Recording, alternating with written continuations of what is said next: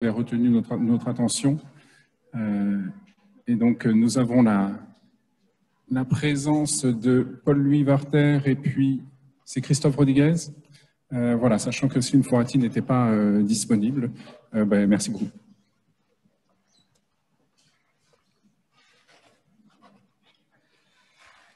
Alors, merci pour cette invitation. On va vous présenter du coup un projet qu'on a mis en place, donc d'Escape Game en microbiologie. On est 3 microbiologistes à avoir travaillé sur ce projet-là. Donc Paul Werter, Slim Fourati qui n'a pas pu être là aujourd'hui, et donc moi-même Christophe Rodriguez. On est au CHU Henri Mondor de l'Université Paris-Est-Créteil. Et donc on va vous présenter ce projet.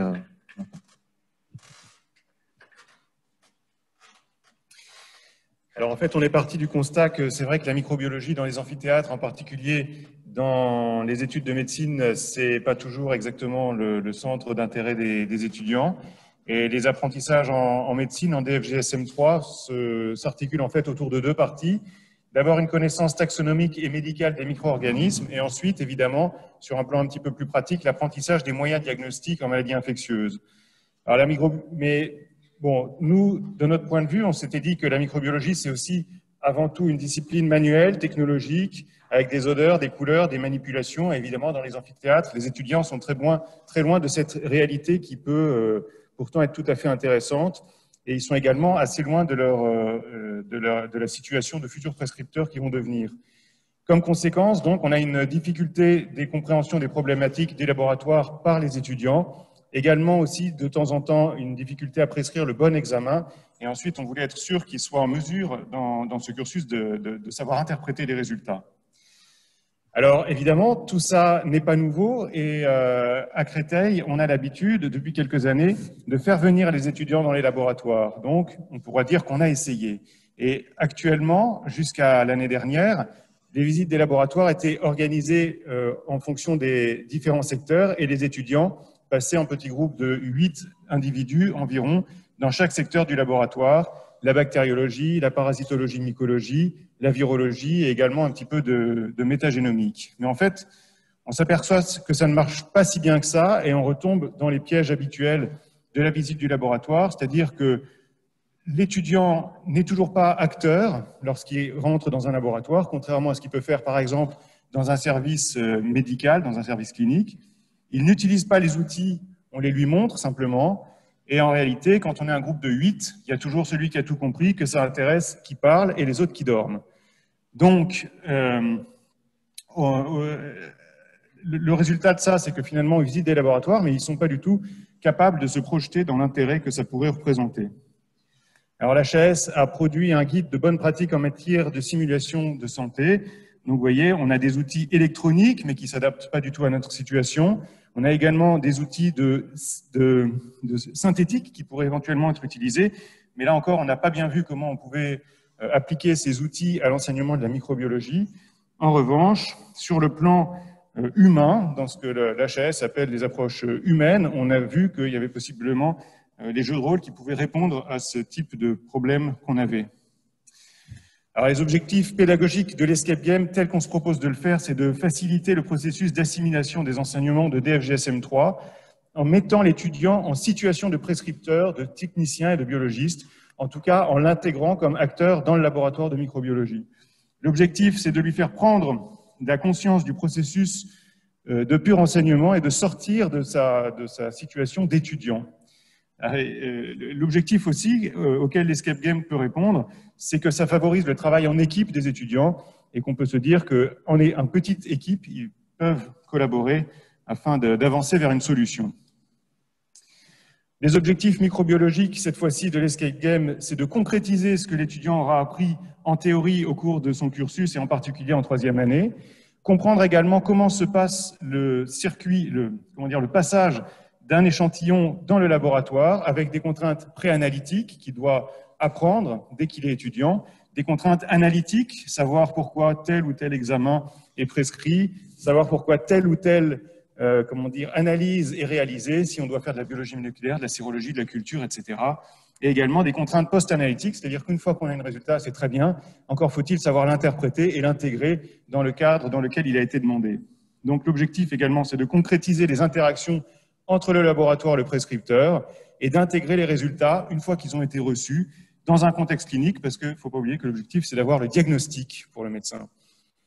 L'intérêt encore, c'est de pouvoir hiérarchiser l'ordre des prescriptions, c'est-à-dire qu'il n'est pas devant une feuille où il va prescrire un bilan, mais savoir peut-être qu'en première intention, il va falloir demander ça, qu'en cas de négativité, il devra se retourner vers une autre technique ou une autre demande, etc.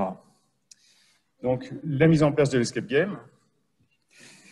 Alors, je vais vous expliquer un petit peu le scénario qu'on a développé. En fait, on a prévu de mettre les étudiants dans une situation où ils vont avoir un quart de touriste qui contient un passager qui a été contaminé par un agent pathogène dangereux et difficile à détecter par les techniques conventionnelles. Et en effet, un professeur un peu distrait a laissé échapper une fiole qui contient ce pathogène, mais il ne se souvient plus exactement ce qu'elle contenait. Donc, les étudiants vont être un groupe de médecins brillants qui vont devoir identifier le patient qui a avalé la fiole par mégarde. Et ensuite, ils devront retrouver le professeur pour qu'il lui donne l'antidote pour sauver le patient et puis l'humanité tout entière. Alors pour ça, ils vont avoir à leur disposition au départ, donc ce sont des accessoires qu'on va faire designer par une société qui nous aide dans ce développement. Ils vont avoir un trombinoscope avec des histoires cliniques, je vais vous raconter un petit peu donner quelques exemples, des histoires contextuelles aussi, et puis il va falloir qu'ils trient ces informations comme on le fait habituellement dans les cas cliniques pour s'orienter vers une pathologie particulière. Ils vont avoir aussi à leur disposition dans la mallette des faux prélèvements, des fausses prescriptions, des étiquettes. Les patients vont devoir tout faire comme s'ils étaient à la place du prescripteur, préparer les échantillons et puis ensuite les envoyer au laboratoire. Donc ça se passe avant le labo, donc dans une autre pièce que le labo, et ensuite ils arrivent dans le labo. Alors, on va prendre l'exemple de Monsieur Bidule. Alors, Monsieur Bidule, ça sera un des exemples de cas cliniques qu'ils pourront avoir. Donc, il a une vie sentimentale un peu chaotique, décide de partir en vacances et puis il fait la tournée des bars, ça se passe pas très bien, il se souvient plus très bien ce qu'il a fait, il se souvient juste que le nez lui fait très mal. Donc, l'idée, c'est de le faire partir sur une suspicion d'IST, de leur faire des prescriptions qui sont en rapport, donc par exemple un prélèvement urétral ou des sérologies VIH. Alors, ils vont préparer leur package, ils vont arriver à l'accueil du laboratoire, et puis là, ils vont devoir faire tamponner leur feuille de prescription. Est-ce qu'elle est conforme? Alors, évidemment, souvent, les cliniciens pensent qu'on fait ça pour les embêter. Et en fait, c'est pas du tout le cas, parce que ça a un vrai impact sur la qualité du résultat qu'on va pouvoir rendre derrière. L'idée, c'est de leur expliquer pourquoi les erreurs qu'ils ont fait, ça a un impact derrière. Évidemment, ils vont toujours réussir, on va leur donner le tampon, évidemment, et après, ils pourront filer dans le laboratoire. Un des trois possibles parmi ceux qu'on a expliqué tout à l'heure, c'est-à-dire la bactériologie, la virologie ou la mycologie. Alors, ils vont arriver dans le laboratoire, par exemple, de bactériologie, et puis ils vont dire, voilà, j'ai prescrit un prélèvement urétral à Monsieur Bidule et j'aimerais savoir comment ça marche. Alors là, le technicien va sortir la boîte de Monsieur Bidule dans laquelle il va y avoir, par exemple, un gramme, une culture. Le gramme, ils vont pouvoir le regarder au microscope avec l'aide du technicien et l'aide du biologiste. La culture, ils vont pouvoir faire un MALDI-TOF parce que ça va très très vite, on peut le faire dans les temps. Et ils vont avoir un petit manuel d'aide à l'identification, ça va être un truc très très simple. L'idée, c'est pas qu'ils connaissent toute la bactériologie, c'est juste qu'ils comprennent le cheminement intellectuel qui conduit à l'identification. Par exemple, un gonocoque. Et là, ils discuteront avec le biologiste de la pertinence de leur trouvaille. Est-ce que, dans le contexte, c'est quelque chose de pertinent? Alors, ils vont devoir éliminer quelques patients comme ça, par exemple, donc Monsieur Bidu, Madame Chippy, Monsieur Personne, Monsieur Machin et Monsieur Pas de bol. Ils vont avoir trouvé des diagnostics pour la plupart des patients, sauf un, Monsieur Pas de bol. Il n'a pas de chance, lui, on n'a rien trouvé. Et donc, ils vont pouvoir débloquer le niveau supérieur de prescription. On passe en fait au niveau 2, aux prescriptions deuxième ligne. Donc l'idée, c'est de leur introduire cette idée de deuxième ligne de prescription. Ils vont pouvoir faire une nouvelle prescription, ils vont pouvoir aller dans le laboratoire secret. Alors nous, on adore la métagénomique, donc on va pouvoir les faire rentrer dans ce laboratoire. On va leur expliquer comment ça marche, leur donner un compte-rendu de métagénomique, leur expliquer comment ça fonctionne et les aider à trouver à la fin un pathogène, par exemple de la tuberculose. Et pareil, avec un petit manuel des antidotes, ce sera un truc un peu rigolo, évidemment très simplifié. Ça leur permettra de trouver le micro-organisme qui sera chez le patient, donc Monsieur Pas de bol. Ensuite, ils pourront retrouver le professeur un peu distrait, qui pourra alors avoir une conversation de haut niveau scientifique avec eux. Par exemple, leur rappeler les guidelines importantes et les recommandations qu'on peut avoir pour un traitement. Et bien sûr, les rassurer sur le fait qu'ils sont très très bons. Et ils le seront, on n'en a aucun doute. Évidemment, l'idée, c'est quand même aussi de leur introduire les idées à ce moment-là de suivi de patients, les tests complémentaires qu'on peut faire, des antibiogrammes, des charges virales, des choses comme ça. Ce sera le bon moment pour le faire. Et évidemment, les rendre satisfaits, on espère, de cette expérience. À l'issue de ces jeux, évidemment, on a prévu de faire un débriefing et une évaluation. Et cette évaluation se fera sur le modèle de Kirkpatrick.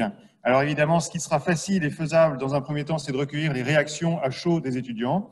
Ensuite, on aimerait bien savoir s'il est possible d'utiliser ces techniques pour vérifier l'apprentissage et pourquoi pas changer le mode d'évaluation des étudiants et pourquoi pas aussi les faire passer ce type d'escape game afin de les évaluer.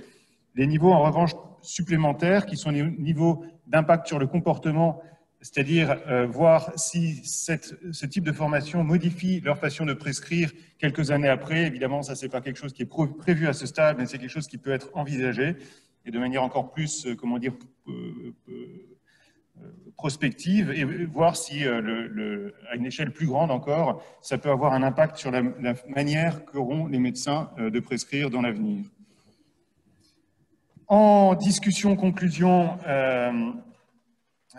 donc on prévoit de mesurer la satisfaction des enseignants, des étudiants et des enseignants, mais là-dessus on a assez peu de doutes puisque jusqu'à présent on a commencé déjà à parler avec des étudiants de ce projet et effectivement c'est quelque chose qui attire beaucoup leur intérêt.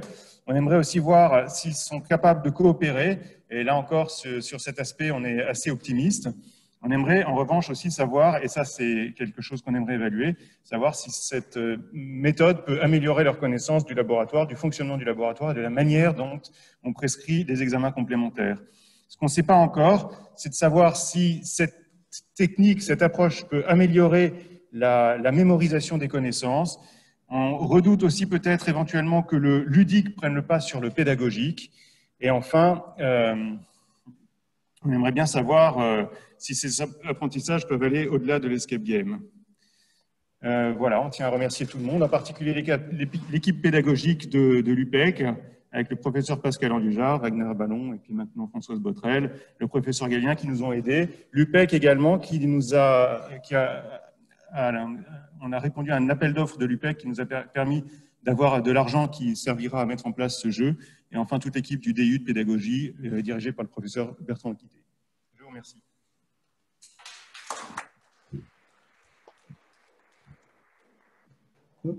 Merci pour cette très bonne présentation.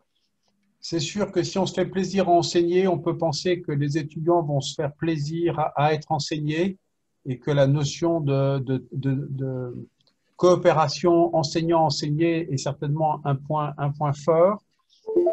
Donc, dans les premières informations, c'est confirmé ça, qu'effectivement, il y a une adhésion des étudiants au projet? Alors, malheureusement, en fait, avec la période Covid, on a été fortement impacté dans les laboratoires, donc ça n'a pas été possible de le mettre en place. Par contre, on en a beaucoup discuté avec les internes en particulier, qui sont probablement les plus proches des étudiants qui seront concernés. Et je peux vous dire qu'ils ont tous demandé à être les premiers à être bêta-testeurs parce qu'ils veulent absolument tous participer à ça. Donc, en tout cas, on reçoit un énorme enthousiasme des gens avec qui on en a discuté, donc on n'a pas de doute sur cet aspect-là. Et même de nos collègues. Hein. Oui, et nos collègues veulent participer aussi, même les seniors, effectivement.